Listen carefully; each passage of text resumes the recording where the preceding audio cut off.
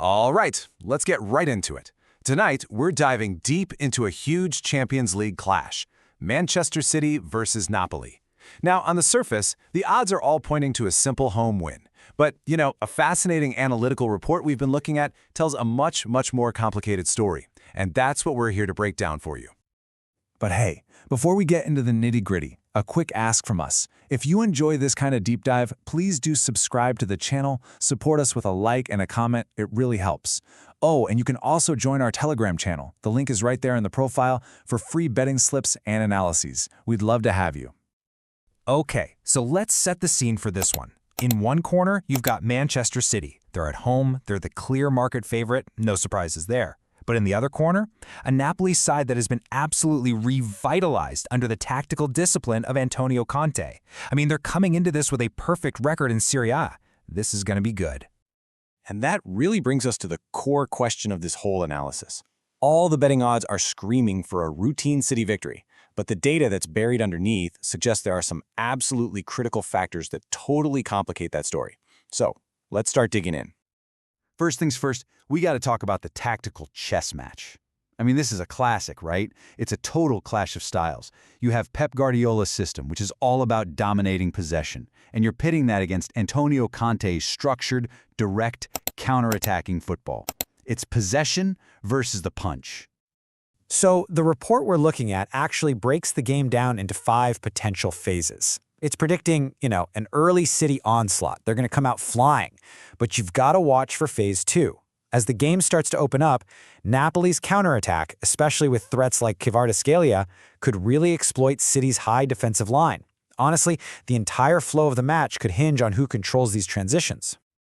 And this quote just hits the nail on the head. This is the core conflict. For City, their systemic risk is all that space they leave behind their backline when they push up. For Napoli, their risk is getting completely suffocated by City's relentless press. So the winner? It's going to be the team that better manages its own built-in weakness. Simple as that. Okay, so that's the theory. That's the tactical battle. But how does it actually show up in the numbers? Well, this is where it gets fun. Because when we dig into the performance data, that simple City are the big favorites narrative, it really starts to fall apart. So, have a look at the core metrics here. Things are, they're surprisingly even.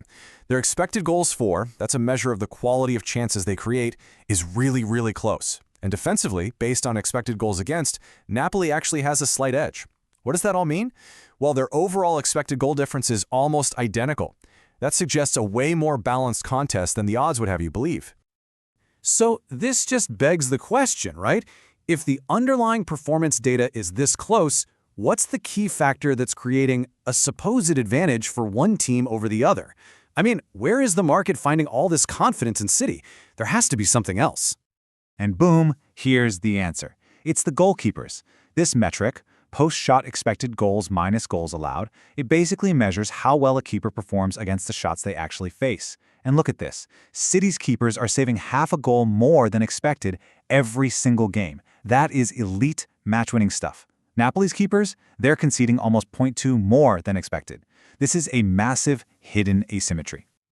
And that massive goalkeeping gap is just one of 3 huge game-changing factors that the analysis points to. When you put them all together, they paint a very clear picture of where this match is going to be won and lost.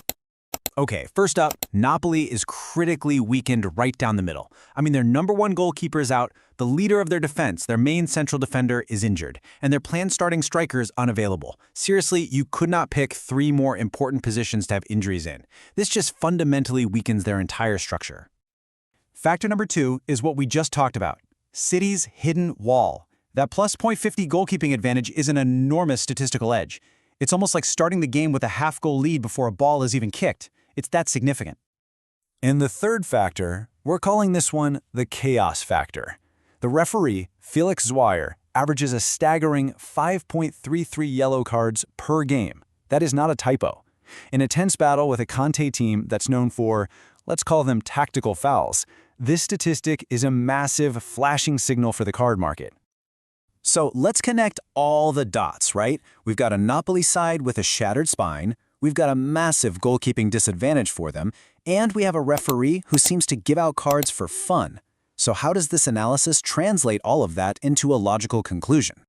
Well, the report wraps up with this portfolio. The highest confidence, by far, is placed on the total cards market. That's driven almost entirely by the referee's extreme stats. The second focus is on the goals market, which is really targeting Napoli's critical defensive and goalkeeping injuries. A Man City win is, of course, considered the most probable outcome, but it's in those other markets where the analysis finds the stronger statistical signals. And as always, a crucial reminder from us. This is a breakdown of the source analysis. We're doing it for informational purposes only, and it is absolutely not investment advice. Please be responsible. So the data, it points to a very clear story. But on a Champions League night, are numbers ever really enough to predict the drama? Let us know what you think down in the comments. Thanks for watching.